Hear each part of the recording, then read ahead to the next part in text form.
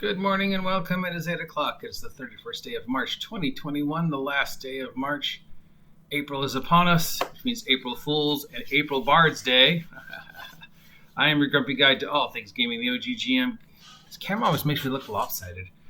Don't worry, the new camera will be back as soon as I figure out where to put it. It's time for the RPG Print news. The following products should be on the shelf of your friendly local game store. That's Seth's Games and Anime here in Ventura. But again, of course, as always, as I've been saying for the past several months, these dates are tentative because all the shipping companies are putting the priority on the vaccine first. I got mine, and everything else second. So these dates are tentative. All right, so the following products should be on the shelf this week. Most of them look like stuff for 5th edition. All right, from Gale Force 9, because the lawsuit was settled, we have a Forgotten Realms Savage Frontiers map and a Forgotten Realms Out of the Abyss map. Was Savage Frontiers an adventure that I don't remember from? Or maybe it's one coming up. Anyways, they're maps of sections of the Forgotten Realms, and I guess the Out of the Abyss map is a map of the different sections of Hell that you visit in that adventure.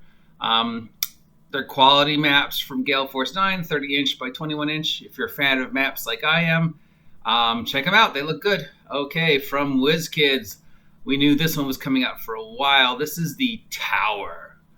And wow, this looks amazing. $249, a tower that lifts apart in sections to allow miniatures to be used in size. There's staircases, walkways, skylights. This thing looks amazing. I may have to post a picture of it with this vlog. Almost $300, but if you're into miniatures, it's almost the same price for Jordan Forge, right? I don't know. It seems a lot for a plastic tower, but the tower does look cool. Okay, from Gemhammer and Sons Gaming, again for 5th edition, we have the Gemhammer Grimoire spell cards, Gemhammer Grimoire spell generator booster packs. These new spells, epic spell casting, exotic spell casting bonus, blah, blah, blah, blah, blah. All unofficial stuff for spells and spellcasters for your game. So if you feel like extending the powers of your local friendly, wizard or stuff, this might be something you're into. Who knows? From Gemhammer and Sons Gaming, we have the Deck of Wonders and the Deck of Wonders After Dark. This is 100 random spell effects. I kind of like this. When you cast a spell, you pull a card, and there's a random effect. This sounds very OSR, very much like Maze Knights or Knave, where every spell has a chance to doing something really wild. If you feel like your sorcerers don't have enough weird stuff happening when they cast their spells, except for like the Wild Blood sorcerers, this might be something to spice it up. I always, when you look at the Sorcerer Bloodline, it's like, and you want to take the Chaos Sorcerer because of the chance of having something weird happen. But when the weird thing only happens on a 1 or a 20, you kind of feel like there should be more weird stuff happening with this, because that's sort of my whole thing. So that would be something I might find fun playing if you found the right group. From Catalyst Games for Shadowrun, we have a new adventure called Street Word. This is spells, spirits, and adept powers. More new things to help your PC do Shadowrunny stuff in Shadowrun. From Gaming Paper, that's the most direct name for a company I've ever seen, we have the Gaming Paper tiles, 8.5 by 11, $13 for dry erase dungeon tiles that are 8.5 by 11 inches. And it looks like they fit together like the little cardboard box. They're supposed to be erasable. They have little slots, so they fix together like this. Cute. $13. It's a little pricey. What are they made out of? Snapping hex tile.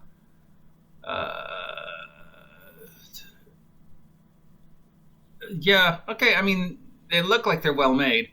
We know that dry erase has always been sort of an iffy thing, because the dry erase is like, okay, it works for the first 2 times, but then the ink starts bleeding on the thing. Those vinyl mats and stuff like that. So who knows? This could be that thin sort of veneer stuff. I don't know. That might work. That might be cool. I'd have to see one for real. I'll check it out further. Also from Gale Force 9, because they won because of the lawsuits, we have a 4 hard plastic 30 millimeter scale miniatures representing the characters for the 1986 Aliens, including the loader and stuff like that. We got Ripley carrying Newt. We got Ripley in the loader. We got what looks like Hicks, and then it looks like somebody who's getting all slimed. Not bad. From Mofetus, we have Black Void, Dark Dealing in the Shaded Song for the Black Void RPG. I don't know what that is. This is a scenario suited for 4 to 6 characters, encountering intrigue and viciousness hidden beneath the pristine facades of the city. So yeah, if you are playing the Black Void role-playing game and want some more adventures for it, check it out. I don't know what that is, but I'll look into it. From Ulysses Spiel, we have Torg Affinity Pan-Pacific Threat tokens. It's a total of 26 tokens to basically they're monsters, creatures, stuff like that for the Torg game. So if little teeny cardboard tokens you can throw down to represent like zombies or whatever. From Exalted Funeral, we have the reprint of Ultraviolet Grasslands in the Black City. This is considered one of the best OSR adventures out there. It's half adventure, half setting, half epic trick. The game is inspired by psychedelic heavy metal, Dying Earth genre, and the Oregon Trail games. So if you're a fan of like Ralph Bashki's Wizards, Thunder the Barbarian, the heavy metal movie, music like Blue Oyster Cult, I saw an early copy of this last year. It is really cool. I might have to pick it up, though I think I've spent my gaming money for the month. And that's it. That's all we are looking for the shelves this week. Slow week, again, which is surprising considering we're going into convention season, but who knows? Maybe we'll see more stuff later in the year. It's definitely the time of year when we're going to start seeing the big product stuff, and this, huge $300 plastic tower is a perfect example. Plus, we have the forthcoming, if you haven't heard about this, we have WizKids has announcing the largest Tiamat miniature ever. This thing looks huge. It is 15 inches tall and nearly 30 inches wide. It's coming in from September, and there's some pictures of it on the WizKids site. It looks amazing. Now, I don't know if this is bigger than the old Mage Knight WizKids Apocalypse Dragon, or that, the $30... $130 giant red dragon that they did. Support me, Orange Juice,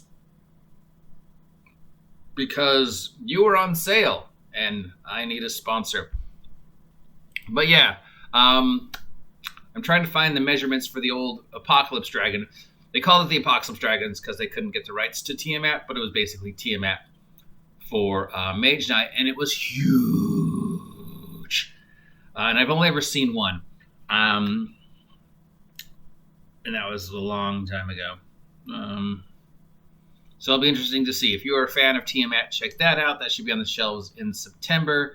And again, that and the big tower is the kind of things we should start seeing this time of year, because we are going into convention season, which means we're going to start seeing the big products and the big announcements and the big what we can expect for, Christmas and summer from our company games, like Candlekeep Mysteries and Ravenloft and whatever else. Anyways, that is the gaming product news for your friendly local game store for the week. If any of these products sound interesting, go on down to your friendly local game store. That's Seth's Games Anime here in Ventura, or North Coast Role Playing if you live in Ventura, in Eureka. Until next time, I am your grumpy guide to all things gaming. Someday I'll learn how to talk, but I'm old and I can't talk, so get off my lawn.